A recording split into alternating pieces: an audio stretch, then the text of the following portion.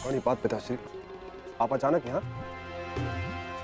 प्रणिपात महाराज वृद्ध क्षत्र।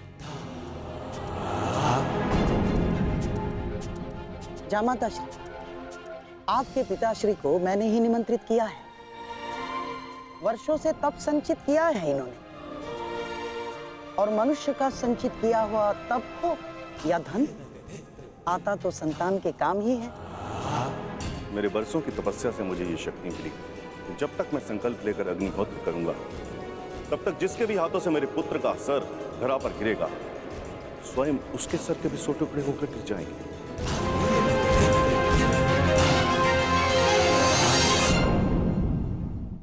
तब तक जिसके भी हाथों से मेरे पुत्र का सर धरा पर गिरेगा, स्वयं उसके सर के भी 100 टुकड़े होकर गिर जाएंगे। यदि युद्ध करना तुम्हारी इच्छा है पुत्र, तो मैं कल सूर्यास्त तक संकल्प लेकर अग्निहोत्र करूंगा। अद्भुत! अब आप जाकर अग्निहोत्र की तैयारियां कीजिए। आइए पिताजी। क्या उत्तम योजना बनाई है आपने। योजना नहीं, खेल।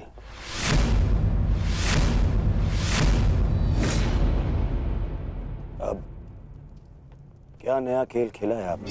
अब खेल तो अर्जुन के प्राणों के साथ खेला जाएगा मेरे होने वाले सम्राट। यदि कल संध्या तक अर्जुन जयद्रथ का वध नहीं कर पाया, तो स्वयं ही आत्मदाह कर बैठेगा, और यदि उसने जयद्रथ का शीश धड़ से अलग कर भी दिया, तो वृद्ध क्षत्र के तप के बल से उसके सर के 100 टुकड़े हो जाएंगे मेरे होने वाले सम्राट। नहीं मामा जी, आपकी ये योजना मुझे स्वीकार नहीं। मैं किसी भी परिस्थिति में जयद्रथ के प्राणों को संकट में नहीं डाल सकता। कल यदि जयद्रथ युद्ध में उतरेगा, तो केवल मेरे निश्चिंत हो जाने पर, और मेरी इस समस्या का कोई निराकरण कर सकता है तो केवल मित्रकर्ण है।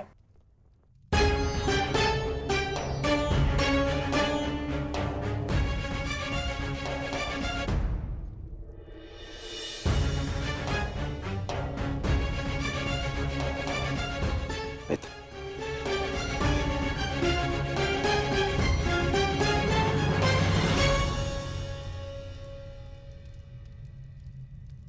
जो हुआ उसे क्षमा नहीं किया जा सकता, परंतु उसे बदला भी नहीं जा सकता। कभी कभी युद्ध में योद्धा अपनी भावनाओं में बह जाता है, परंतु मैं क्षमा प्रार्थी नहीं हूं।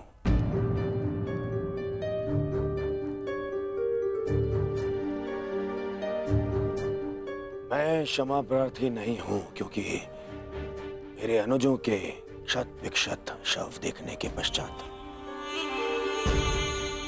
मेरे मन में केवल उनकी चीखें हैं, उनका क्रंदन है। शत्रु के लिए दया नहीं। मैं क्षमा प्रार्थी नहीं हूं। मैं क्षमा प्रार्थी नहीं हूं क्योंकि भाग्य ने उस क्षण के लिए मुझसे क्षमा नहीं मांगी जब उसने मेरे पिता को अंधा कर देने की नियति बना दी। मैं क्षमा प्रार्थी नहीं हूं क्योंकि उस द्रौपदी की कुटिल हंसी आज भी मेरे कानों में सुनाई देती है। मैं क्षमा प्रार्थी नहीं हूं क्योंकि उसने मुझे अंधे का पुत्र अंधा कहने के पश्चात भी मुझसे क्षमा नहीं मांगी। मैं क्षमा प्रार्थी नहीं हूं।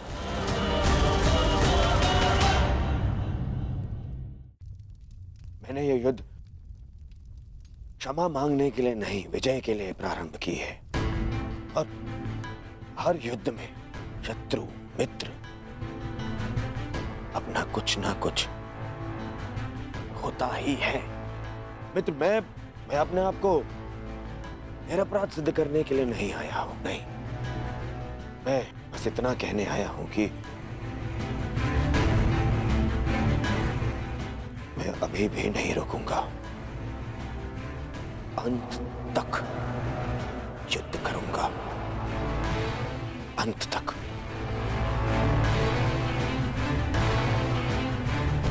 और मेरी कामना है मेरा परम मित्र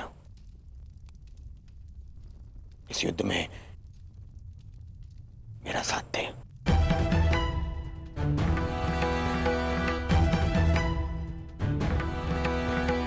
कल जयद्रथ के प्राण दांव पे है मित्र। दुशाला केवल मुझे ही नहीं, तुम्हें भी अपना ज्येष्ठ मानती है।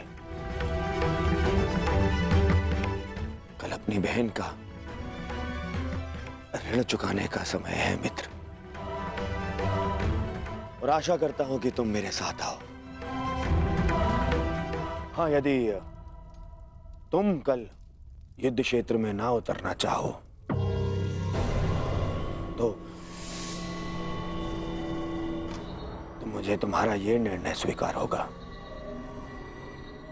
और इस बात से मुझे शोभ नहीं होगा। मुझे शोभ उस क्षण का होगा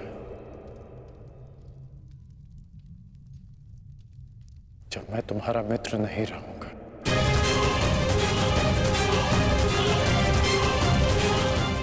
मैं नहीं जानता कि कल युद्ध भूमि में मैं आऊंगा भी या नहीं।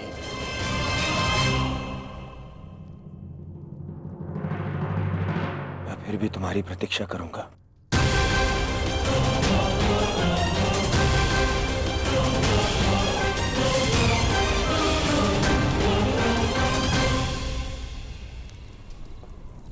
तुमने एक पुत्र के धर्म का पालन किया, किंतु मैं एक पिता के धर्म होने का पालन ना कर सका। पुत्र, तुम मेरे मान की रक्षा के लिए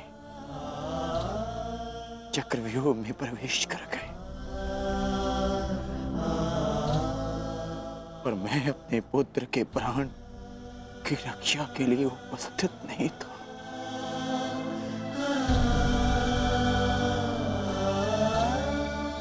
किंतु एक योद्धा का पिता अपना कर्तव्य अवश्य पूर्ण करेगा।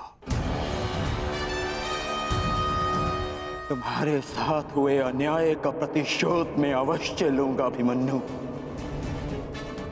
हम तुम्हारी प्रतीक्षा करेंगे अर्जुन। आओ आओ कौन्तेय, आओ। तुम्हारी मृत्यु तुम्हारी प्रतीक्षा कर रही है। या तो तुम अपनी ही प्रतिज्ञा का आखेट बनोगे, या फिर वृद्ध क्षत्र के तप का लक्ष्य। या तो आज सूर्यास्त के साथ अर्जुन गर्व सहित तुम्हें दूसरे लोक विदा करेगा, या फिर तुम्हारे साथ तुम्हारा सहयात्री बनेगा।